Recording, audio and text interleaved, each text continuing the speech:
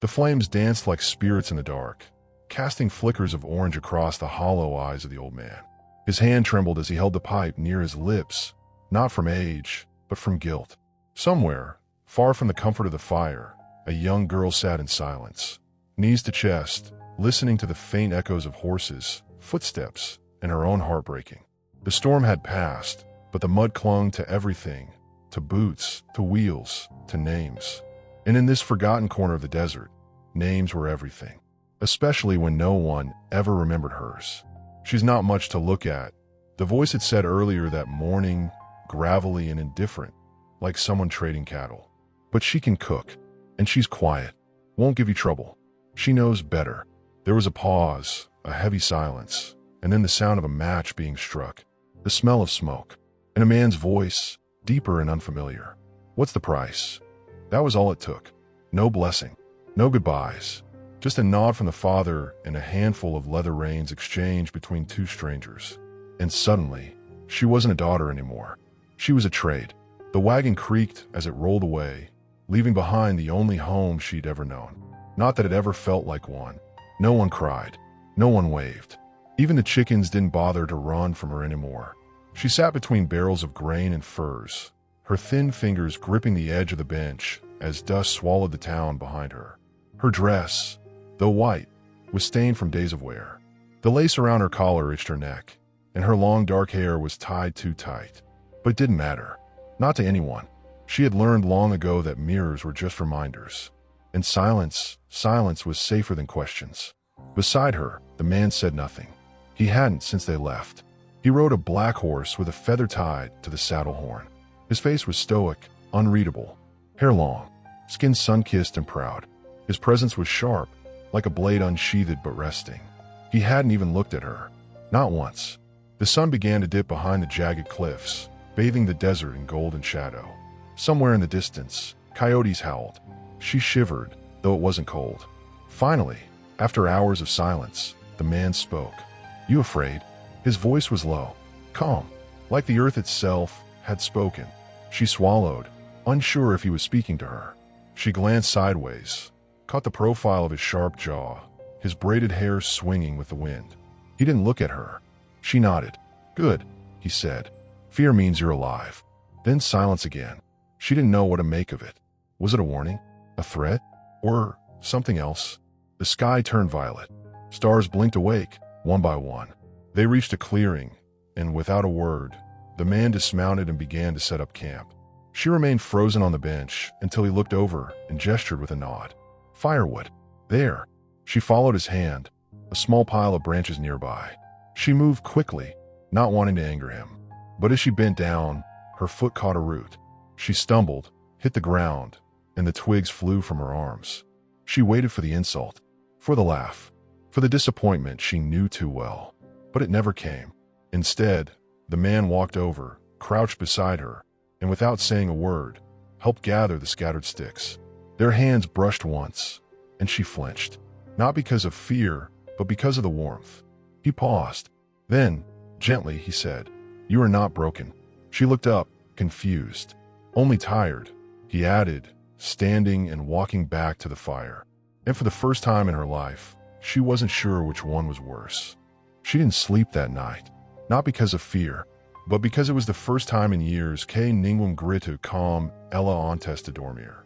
No slamming doors, no drunken footsteps pacing the hallway, no whispered curses from her stepmother's room, just the sound of wind rustling through the mesquite trees, and the occasional crackle of the fire as the man, still unnamed, sat staring into the flames, like they held answers only he could understand. She lay on a warm blanket, curled near the edge of the camp, eyes wide open to the sky. Above her, a million stars blinked with indifference. She used to count them as a child, hoping that if she named enough of them, maybe one would grant her a wish. She stopped believing in wishes the night her mother died, or maybe the day her father remarried. The lines blurred. A cricket chirped near her ear. She flinched. Still no movement from the man. He hadn't asked her name, hadn't touched her, hadn't even told her where they were going. And yet, she felt strangely safer than she ever had in her father's house. At dawn, he rose before the sun. She pretended to sleep as he saddled his horse and packed their things. When the warmth of the rising sun touched her face, she finally sat up. He handed her a piece of dried meat and a tin cup of water without saying a word. She took it, quietly nodding her thanks. As they rode, the silence stretched once again. But it was different now. Not heavy, almost thoughtful. And then, hours later, without looking at her, he asked, "What do they call you?" She blinked. The question stunned her. "Call me." He nodded. She hesitated, then replied, barely a whisper, "Nothing kind." His jaw clenched just slightly. He said nothing. She looked down at her hands, calloused and small, resting on her lap. "They used to call me Crow, because I wasn't as pretty as the others, because my hair was black and my eyes were too small, and because I didn't sing like the other girls." He said nothing again, but she felt the tension in the air shift, like the wind had changed direction. "Crows are clever," he said finally. "They remember, they survive, and they never forget those who wrong them." She looked up at him, surprised, but he was still facing forward, riding. A few minutes passed. Then, quietly, she asked, "And what do they call you?" The corner of his mouth curved, barely noticeable. "They don't call me anything anymore," he said. And with that, the silence returned, this time with weight. They stopped near a river that afternoon. While he hunted, she wandered alone for the first time in days. Kneeling beside the water, she saw her reflection. Her face looked different, not because it had changed, but because for the first time, she wasn't looking at it with disgust. The memory came uninvited. Her father spitting on the floor, slamming a bowl onto the table. "You're not even worth the food you eat. Do you think anyone will ever want you? Look at yourself." And now someone had. But why? Why had this man, this silent Apache with eyes like flint and hands like carved stone, taken her? Not for beauty, not for love, not even for kindness. So what then? That night, by the fire, she dared to ask, "Why me?" He didn't answer immediately. Then, calmly, he replied, "Because your father thought I was the kind of man who wouldn't care what a woman looks like." She flinched, ashamed. "But he was wrong," he added. "I do care." Her heart sank. And then he looked at her, really looked at her, for the first time. "I care what a woman endures, what she survives, what she hides behind her eyes. That tells me who she is." And suddenly, the coldness inside her chest cracked, just a little. But before she could speak again, a strange sound echoed through the woods, a distant whistle, sharp and deliberate. The man rose instantly, eyes narrowing. He motioned for her to stay low. "Someone's coming." The trees stood like sentinels around them, frozen in the dusk light, while the whistle echoed again, closer this time. It wasn't a bird call. It wasn't the wind. It was too precise, too sharp, like a signal meant to reach someone who would know how to answer. He crouched beside her, his hand instinctively moving to the small blade strapped to his hip. His body didn't tremble, but every muscle coiled like a snake ready to strike. "Stay low. Don't speak," he whispered, barely audible. "If I say run, you run. You don't wait." She nodded, heart hammering in her chest. The fire had been smothered already, just glowing embers in the dirt. The air smelled of ash and sweat. He moved through the trees like a shadow, soundless, becoming part of the wilderness. She could barely see him anymore. Then, silence. Long, suffocating. She stayed exactly where he told her to. Still, breath shallow, ears tuned to every crunch of dry leaf and snap of twig. And then voices. Male. English. One louder than the rest, drunken and slurred.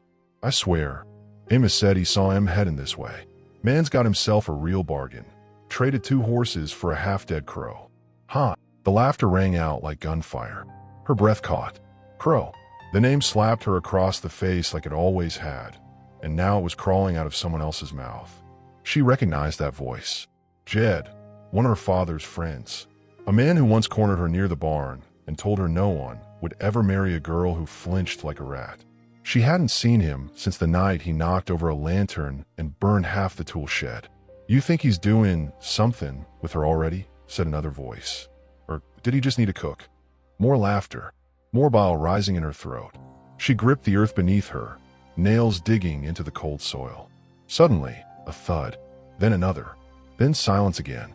A low groan, a gasp, a gurgle, then nothing. She stayed frozen. Time slowed. Her heart felt like it was trying to escape her ribcage.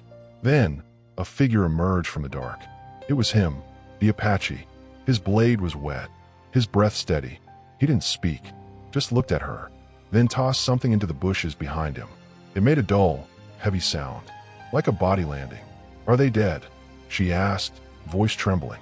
"No," he replied, "but I wanted them to wish they were." He sat back at the fire, pulled out a flask, and took a slow sip. "Men like that don't learn from death," he said. "They learn from fear." She didn't know what to say. Her entire body was still shaking. And yet, something inside her stirred, a strange mix of terror and safety, like watching a thunderstorm from behind thick glass. "Why were they following us?" she whispered. He didn't look at her this time, just stared into the fire again. "Because your father owed them more than horses, and now they think they can collect through you." She felt sick. "They'll come back," she said. "Yes," he replied, "but next time, I won't leave them breathing." The fire crackled between them, casting tall, trembling shadows on the rocks behind. And then she asked the question she'd been too afraid to ask since the day she was handed over like livestock. What are you going to do with me?" He looked at her. His gaze was unreadable. "Nothing," he said, "unless you decide otherwise." And for the first time in her life, her future was in her own hands. That night, the fire was warmer than usual. Not because the flames burned brighter, but because something had shifted in the space between them, something intangible. She no longer sat at the edge of the camp like a ghost haunting her own life. She moved a little closer to the fire, knees drawn to her chest, arms wrapped around them like a shield. He didn't object. He didn't even flinch. He just sat across from her, sharpening his blade, slow and methodical, as if silence itself were a sacred ritual. She watched him, noticed things she hadn't before. The way his left wrist bore a scar that wrapped like a vine, deep and puckered, not fresh but not forgotten. The way he blinked slowly when lost in thought, as if every memory behind those eyes was a stone he carried, heavy and sharp. She thought of asking his name again, but something told her he'd give it when he was ready. And so, she asked something else. "Why do you live alone?" His hands paused on the blade, just for a moment, then resumed. "I don't," he said. She frowned. He glanced up, and his eyes didn't smile, but they softened. "The land speaks. The animals teach. The stars remember. That's not alone. That's more company than most men deserve." His voice was neither bitter nor poetic, just true. She stared into the fire, letting the words settle inside her like ash falling on water. "My father used to say I was a burden," she whispered, "that I cost him more than I'd ever be worth." He didn't respond immediately, but she felt his eyes on her. "And yet," he said, "he traded you for 2 horses." She blinked. It wasn't said with cruelty. It was a fact, but one that landed with the force of truth. "I used to think," she continued, "that if I were prettier, softer, quieter, someone would choose me. Not because they had to, not because they were paid to, but because they wanted to." Silence. The fire snapped loudly. Sparks flew into the night. He set the blade down beside him and leaned forward, elbows on his knees. "Do you think I was chosen?" he asked, voice low. She hesitated, shook her head slowly. "No, you're right," he said. "I wasn't. I was born into war, into land no one wanted to understand. I've lost brothers, land, names. People feared me before they knew me. Some still do, but fear isn't the same as respect." He reached for a coal with a stick and shifted it, sending up a swirl of smoke. "I don't want your obedience," he added. "I don't want your silence. I want your choice." The word echoed. Choice. It tasted foreign on her tongue, like honey in a life of dust. And then, he did something that cracked her entirely. He reached into a leather pouch at his side and pulled out a small bundle wrapped in cloth. Inside it, food, real food, berries, a piece of sweetbread, a small carved wooden bead. He slid it across the dirt to her. "For you," he said. "Only if you want it." She stared at it. Her hands trembled. No one had ever given her anything without expecting something in return. "Why?" she asked. He didn't blink. "Because the world has taken enough from you." She looked down at the offering, the food, the bead, a single symbol of care in a lifetime of cruelty. And then, she reached for it. A choice. Her choice. But before she could take a bite, a cold wind howled through the trees. And in the distance, a drum. Low, faint, but unmistakable. He stood immediately. His expression darkened. "That's not a warning," he said. "It's a summons." She stood too, panic rising. What does it mean? He turned toward the sound, jaw clenched. It means someone has found us. The drumbeat echoed across the canyon walls like a heart too large for a single chest. Steady, ancient, unyielding. She had never heard anything like it. It didn't sound angry. It didn't sound kind. It sounded inevitable. He scanned the horizon, his hand already on his horse's reins. The calmness he wore like a second skin was beginning to crack, just slightly around the edges. He turned to her. You can't be here when they arrive. She froze. Who are they? He hesitated, and that was answer enough. Whoever they weren't friends. Get on the horse, he ordered, voice tight. She obeyed, but panic surged through her chest. Are they after me? No, he said, mounting behind her. They're after me. And then, for the first time, she realized she knew almost nothing about him. They rode hard, through dry creeks, under fallen trunks, into narrow passages carved by ancient floods. Dust clung to their clothes, branches scraped her arms, but she didn't complain. She couldn't. The sound of the drums was still there, behind them, but it never got closer. It never got farther either. It followed, like judgment. After what felt like hours, they stopped by a high ridge overlooking a dried-out basin. The horse panted heavily, foam at its mouth. He dismounted and helped her down. They crouched low behind a rock formation, hidden by brush. Only then did she see his hands were shaking. He stared at the distant horizon. What do they want from you? She asked, voice soft but urgent. He didn't answer right away. Then, without looking at her, years ago, I broke a rule, one that was never spoken, but always known. She waited, watching him. His jaw tightened. There was a girl, he said, not unlike you. Cast out, unwanted. She was promised to a chief, a marriage arranged to preserve peace between clans. But the chief, he was cruel. He saw women as possessions. So I helped her escape. He swallowed hard. I thought I was doing the right thing. But to them, I was the traitor. He finally looked at her, and in his eyes, for the first time, was pain. They called it a betrayal. Said I shamed my blood. Said I would answer for it one day. She tried to process it all, and now that day has come. He nodded. They don't care who you are. You're with me. That's enough.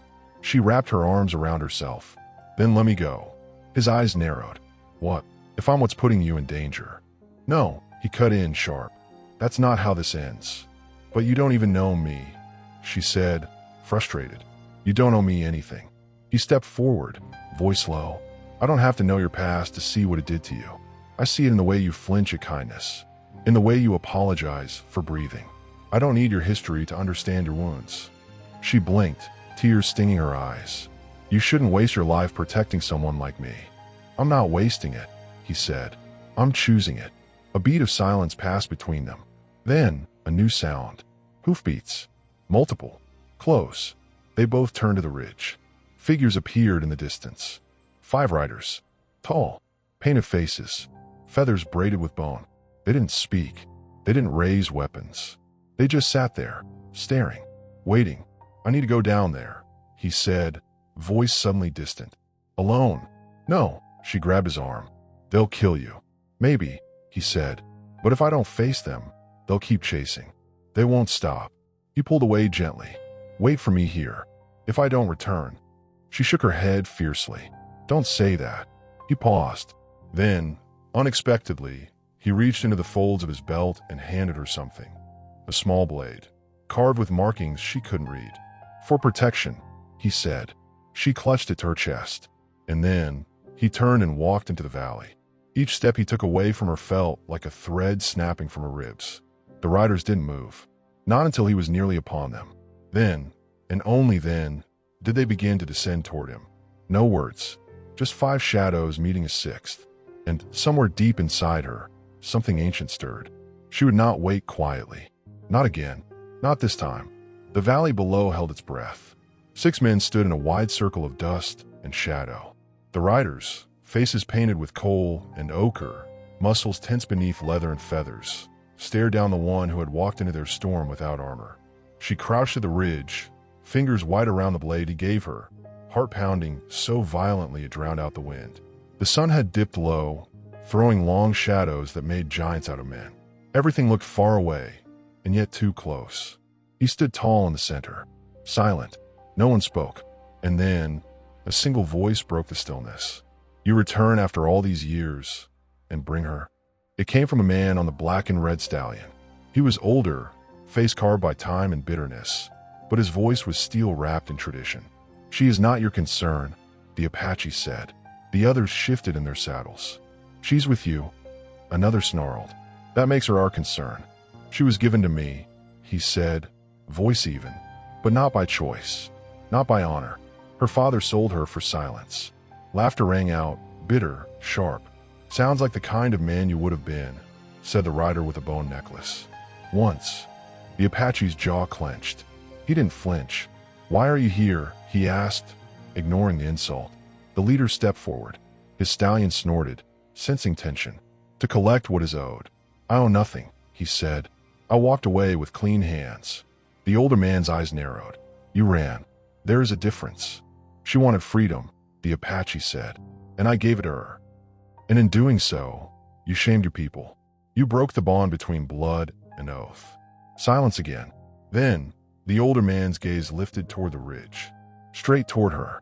She ducked instinctively, heart racing. She watches, he said with amusement. Let her see what kind of man you truly are. The Apache didn't look back. He didn't need to. I'll speak to you, he said, but no blade is drawn. Not yet. One of the younger riders scoffed. You think you get to set the rules now? She has nothing to do with this, the Apache snapped. You touch her, and I'll spill blood. Old promises be damned. That's when she stood. She didn't know why she did it, but something in her snapped. She was done hiding, done being passed like property and spoken about as if she wasn't flesh and bone. She marched down the ridge, heart wild, legs trembling, but eyes fierce. The 5 men turned, shocked by her appearance. She was no warrior, no threat, just a girl in a worn dress, face flushed with fear and fire. The Apache's eyes widened. What are you doing? I'm choosing, she said, breathless. Isn't that what you told me I had? He stepped toward her, protective, but she raised a hand. To everyone's surprise, even her own, she looked straight at the oldest rider. If this is about honor, she said, then hear my voice. The men exchanged glances. One smirked, another rolled his eyes. But the old one, he watched her closely. I wasn't stolen, she said. I wasn't kidnapped. I wasn't taken. I chose to stay.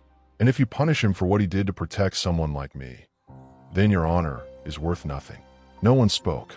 The wind picked up, lifting strands of her hair across her face.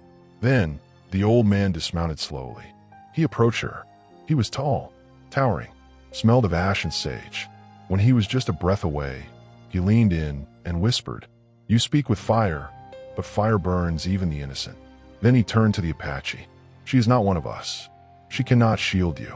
She's not meant to, the Apache said, but I won't let her stand alone. The old man stared at them both, then looked up at the sky. Night was falling fast. He nodded once to the others. Not here. Not now. He mounted again. But this ends soon. You know where to find us. And just like that, they turned and rode away, disappearing into dust and dusk. Only once they were gone did she collapse to her knees. The Apache rushed to her, catching her before she hit the ground. You shouldn't have come down, he whispered. She looked up at him, dazed. I didn't want to be saved, she said. I wanted to stand.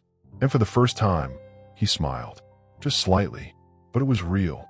That night, the fire burned low, more embers than flame, but the air entre elles vibrava calm algo mais quint que calor, verdade. She sat wrapped in a blanket he'd placed over her shoulders, her body finally giving in to the tremors she had held back for hours. He sat across from her, eyes lowered, knife forgotten at his side. Neither spoke for a long while. The stars had begun their slow crawl across the sky again, uncaring, ever constant. And then, softly, she asked, Who was she? He looked up slowly, his face unreadable, but his silence was answer enough. She was like me, wasn't she? She added.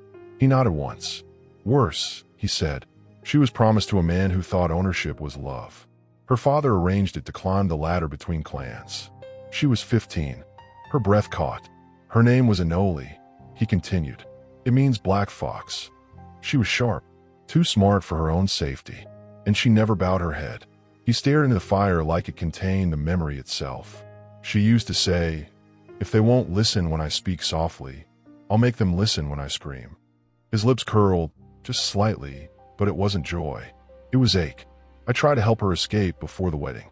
Took her north, far into the hills. We hid in caves, ate roots, slept under ice. I thought I had outsmarted them. A pause. Then his voice dropped.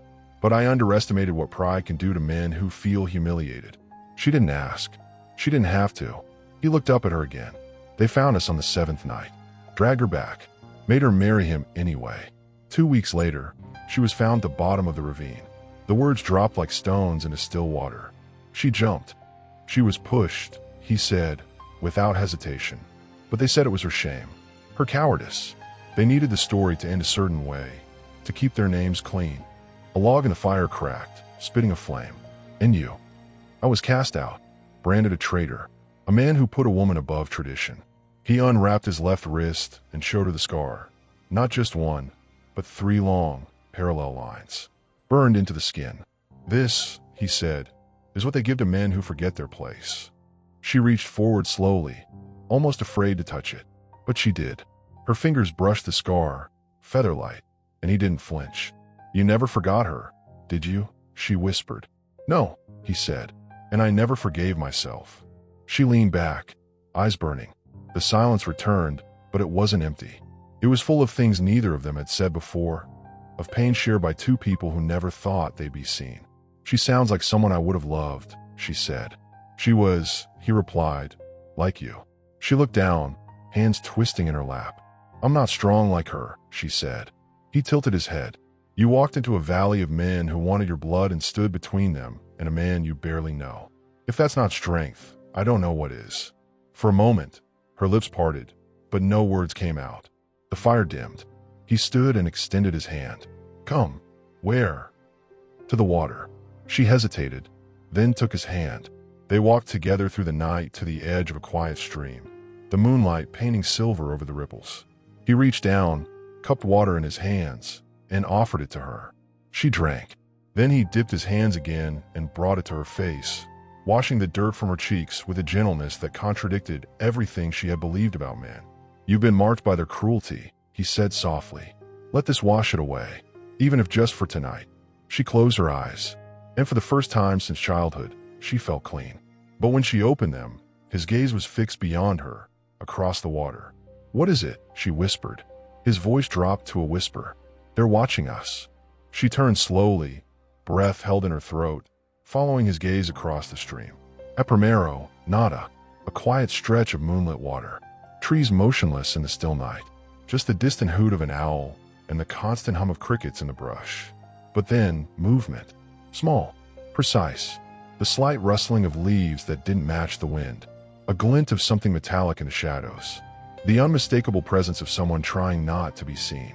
She stepped closer to him, her hand reaching instinctively for the blade he had given her. Who is it? She whispered. He didn't answer. He didn't blink. His hand reached slowly over his shoulder, fingers wrapping around the shaft of an arrow in the quiver behind him. Then a voice. Female. You taught me to walk without sound, it said, but not without purpose. He froze. She looked up at him. His entire body had gone still. Ooh, she began, but the voice answered for her. I see you've replaced me quickly, brother.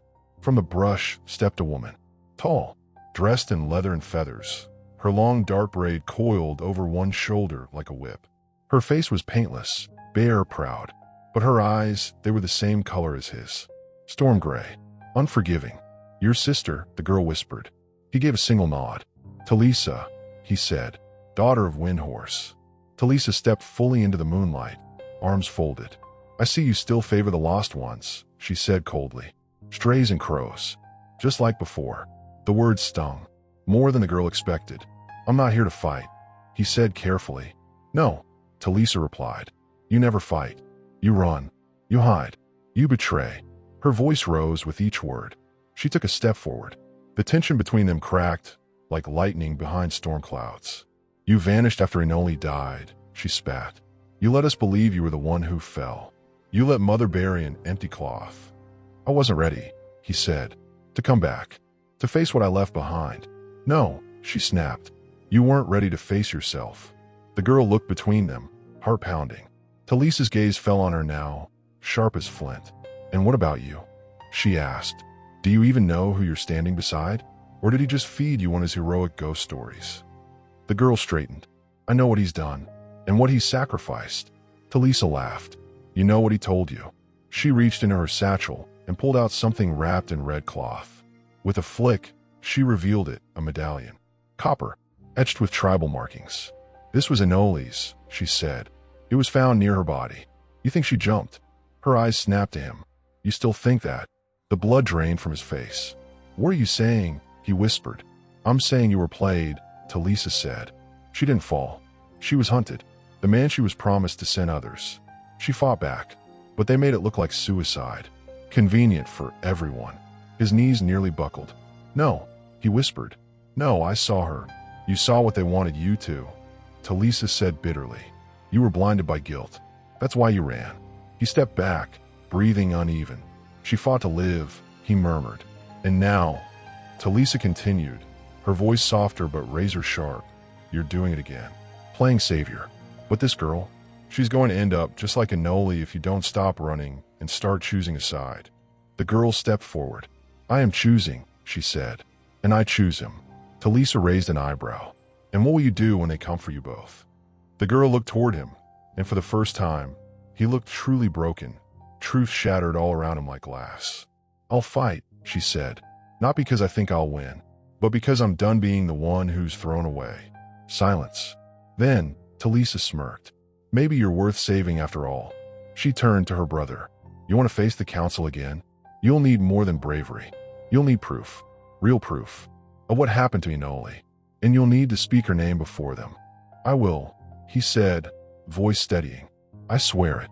"Good," Talisa said, stepping back into the shadows. "Because the drums have already started again. And this time, they won't ride away." Then she was gone, like she'd never been there at all. Only the sound of the wind remained. And two people, standing at the edge of something too big to name. The desert had never felt so cold. They rode in silence as the first light of dawn bled over the horizon, painting the sky in hues of bruised purple and bone-white gold. The horse's hooves struck the earth with rhythmic certainty, but her thoughts were chaotic, scattered. The encounter with Talisa had left more than questions. It had left weight.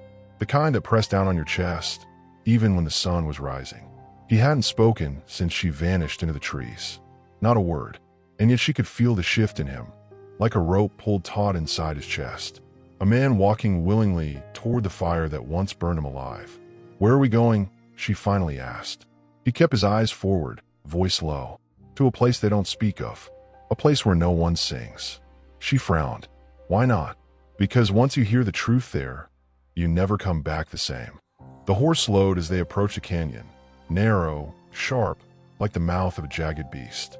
The stone walls were blackened in some places, scorched in others, and the deeper they rode, the less light touched the earth.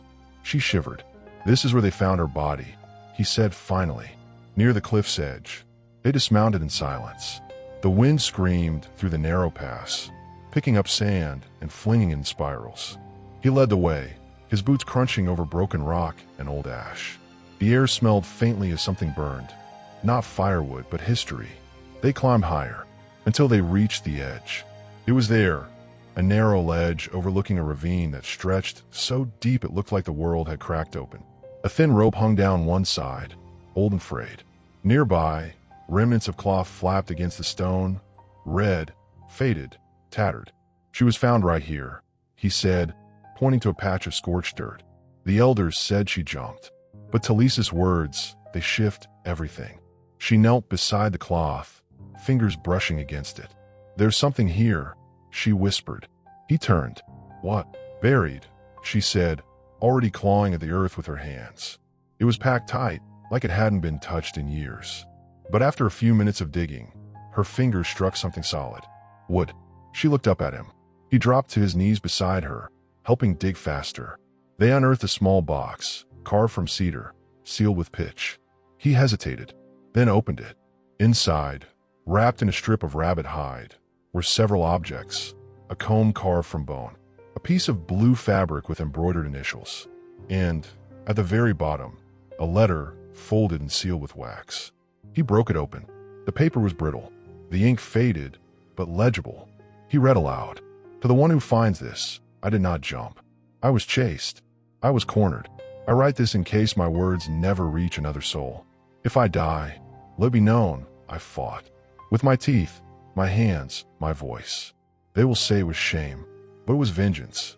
And if the wind carries these words to anyone who loved me, I was not weak. I was free. She covered her mouth, tears rising fast. He closed the letter, fist trembling. She knew they would twist it, he said. She knew they'd make her small, even in death. He looked up at the sky, pain written across every feature. This is the proof. But before she could speak, a snap echoed behind them. She turned. A man stood at the edge of the canyon, tall, cloaked, face hidden beneath a wide-brimmed hat. His voice came out like gravel soaked in venom. You should have stayed buried with her. The Apache stood, shielding her with his body. Who are you? The man pulled back his hood, revealing a face marred by scars and sun. One eye gone, a deep cut down his lip. You don't remember me? He snarled. I remember you. I remember her. She clawed my face before she fell, before we threw her. The air froze. The Apache's voice cracked. I was there, the man said. We were paid to silence her. Paid by a man whose reputation couldn't take a mouth like hers. And now you're about to join her. He pulled a blade from his belt. But before he could lunge, the girl stepped forward. No. She stood between them, knife in hand, eyes blazing. You don't get to bury another voice. The man laughed. You think you can stop me, little crow? She didn't flinch. No, she said, but I won't let you walk away with another lie. And then, Talisa's arrow struck the man clean through the shoulder. He screamed, spinning, blade falling from his hand as he tumbled backward and disappeared over the edge. Gone. Silence. Then Talisa emerged from the shadows, bow still raised. I told you, she said. They wouldn't ride away next time. The journey back was silent, not from fear, but from focus. Each of them carried something heavy now. Talisa rode ahead, eyes sharp, posture unshakable. Behind, he held a box wrapped in cloth like it was a piece of Anoli herself. And she, the girl who had once been called a crow, now rode with a strength she hadn't known she possessed. She didn't feel pretty. She didn't feel brave. But she felt right. Alan Hadakam, Algo que finalmente fazia sentido. Justica. They reached the sacred lands at sunset. The cliffs rose like stone guardians around a wide, flat basin known as the Fire Circle, where truths were spoken, fates were decided, and no lie could stand long beneath the eyes of the old ones. Smoke already drifted from the center pit. The council was waiting. Dozens of figures gathered in silence, some elders, cloaked in ceremonial robes, others, warriors with faces marked by age and war. They sat in a ring around the fire, unmoving, like statues. When the three approached, the murmurs began, whispers like winds through dry grass. Is that him? He returned. And she, is that the girl? They say she faced the blade. The council chief stood as they arrived. He was old, impossibly so, with hair the color of ash and a gaze that had seen lifetimes. His voice was deep, but it carried like thunder through still air. You enter the circle without invitation, he said. I come with truth, the Apache answered, holding the box up, and with the words of the dead. A ripple moved through the ring. One of the younger councilmen stepped forward, sneering. You come to rewrite what has been written? I come to reveal what was buried. The girl stepped beside him, chin high. She didn't fall, she said. She was silenced.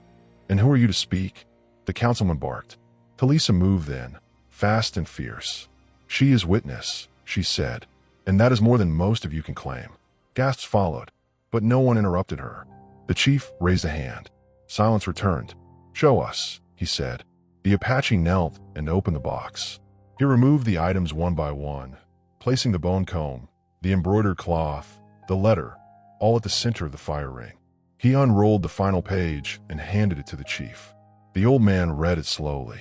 His eyes moved with careful reverence. When he finished, he folded it and sat.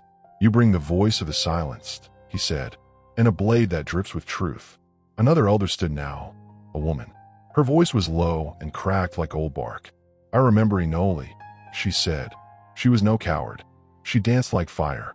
She spoke like thunder. And she made powerful men uncomfortable. The younger councilman scoffed. Words written before death can be faked. These are old wounds. Why tear them open again? Because they never healed, Talisa said. You covered them with lies and called it peace. The girl stepped forward, heart pounding. Enoli's death was not just the fall of one girl, she said. It was a warning to all others like her, like me, that our voices don't matter, that we are decorations, or trades, or burdens.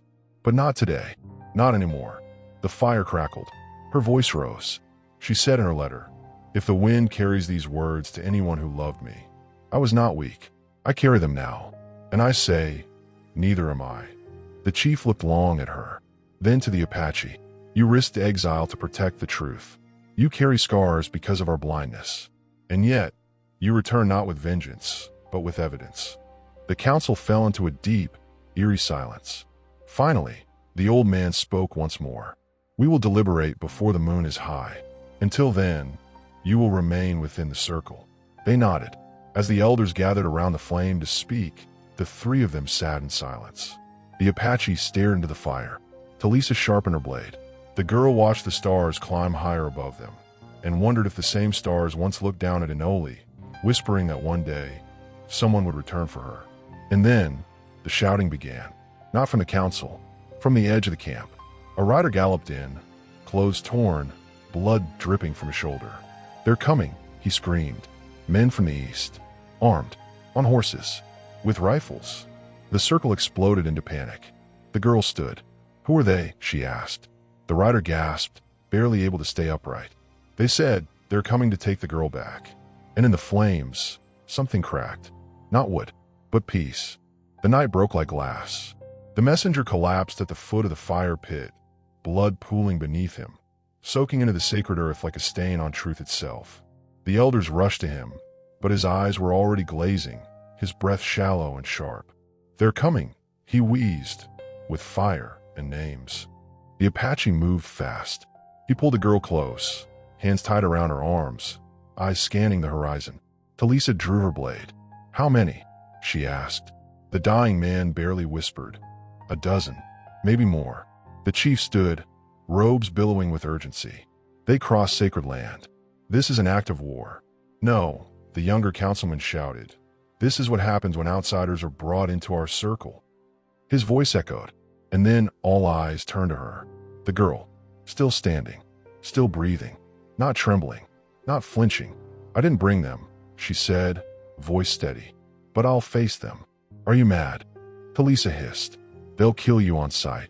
Then they'll see me die standing, she replied. The Apache stepped between her and the fire. You are not theirs anymore, he said. No one owns you now.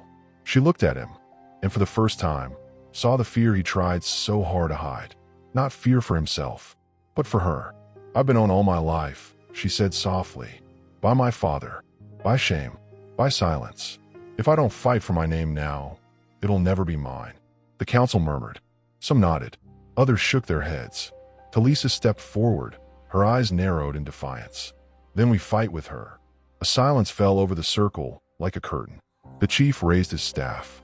No blood will spill inside these stones, he said. But if they cross the outer rim, we will answer. He turned to her. You are no longer a shadow. You are a choice. And if your enemies come to steal your voice again, then they will hear ours. She didn't cry. There was no time. But something in her chest unlocked. A chain rusted by years of silence, finally broken. They prepared quickly. The Apache sharpened his blade.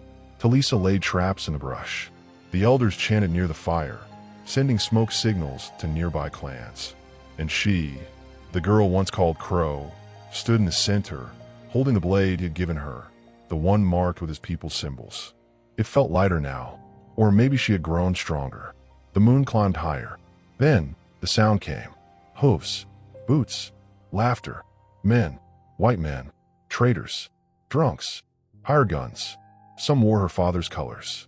At the head of the pack, Jed, alive, scarred, and angrier than the devil. Well, look at that. He spat as he rode into view, stopping just short of the sacred border. Little bird learned to fly. No one moved. Then Jed pointed at her. You're coming back with us. She stepped forward, calm. No, he laughed. You don't get to say that. You belong to your father. You were paid for. She belongs to no one. The Apache growled, stepping to her side. Jed raised his rifle. And you, savage, will be dust by dawn. Talisa notched her arrow. I'd rather be dust than dishonor. Jed's hand twitched, and that's when the chief stepped forward, arms raised. This land is sacred, he said. Spill blood here, and the land will remember you. Jed didn't care. I'm not afraid of your ghost stories, old man. But he hesitated, because something about the way she stood now, straight, unblinking, steady, shook him. This wasn't the girl he laughed at in the barn. This wasn't the quiet little creature who barely spoke. This was someone else. And then she said it, loud, clear. I am Inoli's revenge. Gasps rippled. Jed's face drained of color. I found her truth, she continued. I carry her name, and I won't let you rewrite mine. Jed stepped back, just slightly. The Apache stepped forward now.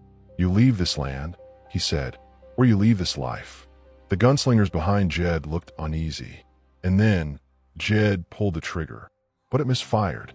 A loud click, and then Talisa's arrow found his hand, pinning it to the wood of his rifle. He screamed, stumbling backward. The Apache rushed forward, but she grabbed his arm. No, she said. Let him crawl away. The men behind Jed didn't wait. They turned, fled, and he, clutching his bleeding hand, glared at her one last time. You'll regret this, he hissed. No, she said. You will. And then he vanished into the dark. Dawn broke like a promise, quiet, golden, unsure if it was truly welcome. The morning breeze swept away the ashes of the night before, while the last traces of blood dried on the sacred stones. Jed and his men had disappeared into the darkness, wounded and humiliated, but not defeated. The threat still lingered, but for now, there was silence. In the clearing of the council, the elders returned to their seats. The fire still burned, low but steady, like it was listening. The Apache, Talisa, and the girl knelt before them. None of them spoke. They didn't need to. They had come for one purpose, and now, that purpose stood on sacred ground. The chief rose, his bones creaking like old wood shifting in the wind. His voice was deep but clear, cutting through the silence like a blade. Blood was avoided. Truth was spoken. But peace is not made from courage alone. He turned to the girl. You stood before armed men without running. You stood before us without lying. You carried the name of the dead and brought her back to life. She bowed her head, not in submission, but in reverence. And you, the chief said to the Apache, were wounded, exiled, forgotten, and still, you returned to protect what others had abandoned. The circle grew still. Then, the oldest of the elders, a blind man whose vision was more feared than seen, stood and stepped forward. This girl, he said, came to us as an object, a trait, a burden. He walked slowly toward her, guided only by instinct and the weight of wisdom. And yet, she is the only one who never asked for vengeance. Only a voice. He knelt in front of her, and for a moment, the fire cracked and bowed. Tell us, he whispered. What is your name? She hesitated. No one had ever asked her that with the intent to truly know. Not her father, not the men who bought her, not even the Apache. She turned and looked at him, at Talisa, at the circle around her. And for the first time, with a steady voice, she answered, My name is Inoli. A ripple ran through the circle like wind through tall grass. The chief's eyes narrowed. You are not the same, he said. You do not carry her blood. No, she replied, but I carry her memory, her pain, her truth. And now, her name is mine. The blind elder smiled, like he saw more than any of them. So let it be. He turned to the council. From this day forth, she will not be called Shadow, or Crow, or Property. She will be Inoli, daughter of the fire that did not go out. Talisa smiled for the first time. The Apache looked at the girl, at Inoli, with something he hadn't shown since the first Inoli had been taken. Hope. The chief raised his staff. And what of the man who broke our codes? Silence swept through the circle. The Apache stood. I accept your judgment, but let her go free. You surrender yourself for her? The chief asked. No, Inoli said firmly, rising beside him. He no longer needs to sacrifice himself for me. She turned to face the council. If I am Inoli, then he is the only man who never tried to silence me. Do not punish him. Listen to him. The elders whispered among themselves. Then the blind elder struck his staff 3 times on the earth. The council has spoken, he said. Justice has been done. A breath seemed to pass through the land itself. And then, from the shadows, an old woman stepped forward. Small, frail, but with eyes that glowed like coals that never cooled. She walked to the center of the circle, uninvited, unstoppable. Everyone watched. "I'm Inoli's mother," she said. The Apache dropped to his knees, stunned. "You," he whispered. She nodded. "They hid the truth from me. They gave me an empty cloth and called it mourning. But now," she turned to the girl, "now she lives again, and my heart breathes." She stepped close, cupping the girl's face with trembling hands. "You have her eyes," she whispered, "and the courage no one else had." She embraced her, and in that embrace, something long dead came back to life. The days that followed moved slowly, like the sunrise after a storm. The council had spoken, and its words, older than the stones themselves, were enough to silence ghosts. Inoli's name was now remembered with honor. Songs returned to the morning air. Fires were lit with purpose, and the girl, once invisible even her own father, was now seen by all. She no longer slept outside the camp, no longer ate last, and more importantly, no longer apologized for breathing. The old woman, Inoli's mother, visited every day, not to demand, but to share. Stories, recipes, seeds, songs that hadn't been sung in years. For the first time, the girl was taught with love. And the Apache, he watched her, from a distance at first, like he feared that getting close would break what was slowly blooming. Until one evening, as the sun melted into the desert and painted everything gold, she walked up to him with something in her hand. A necklace, handmade, beaded in red and black. "For you," she said. He looked at the gift, then at her. "You don't have to give me anything," he murmured. "I don't have to," she said, "but I want to." He took it in his hands, and in that moment, for the first time since the first Inoli had fallen, he realized the story didn't have to end in sorrow. They didn't marry with ceremony. They didn't need one. But that night, barefoot in the dirt, hands joined, eyes lifted to a sky that no longer felt so far away, she finally understood. She wasn't loved despite her so-called ugliness. She was loved because someone finally saw beyond it. Someone who, like her, had been thrown away. And together, two outcasts built something no one could buy, sell, or trade again, a home.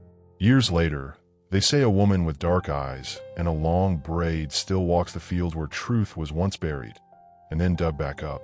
They say she hums an old melody, one only Inoli knew. But now, there are others who know the words. Because when truth is spoken and love demands nothing in return, silence finally sleeps, and women, all women, learn to sing again. Sometimes, God doesn't send answers in the form we expect. He sends them through people, broken people, scarred people, people the world has thrown away. But through them, he shows us that love isn't about perfection, it's about truth. If this story touched your heart, let it be a reminder. No matter where you come from, what they've called you, or how many times you were cast aside, God sees you, and he never writes anyone off. Now tell us, where in the world are you watching this from? Drop a comment below. We'd love to know where this message of faith, strength, and love is reaching. And if you believe in the power of second chances, don't forget to subscribe.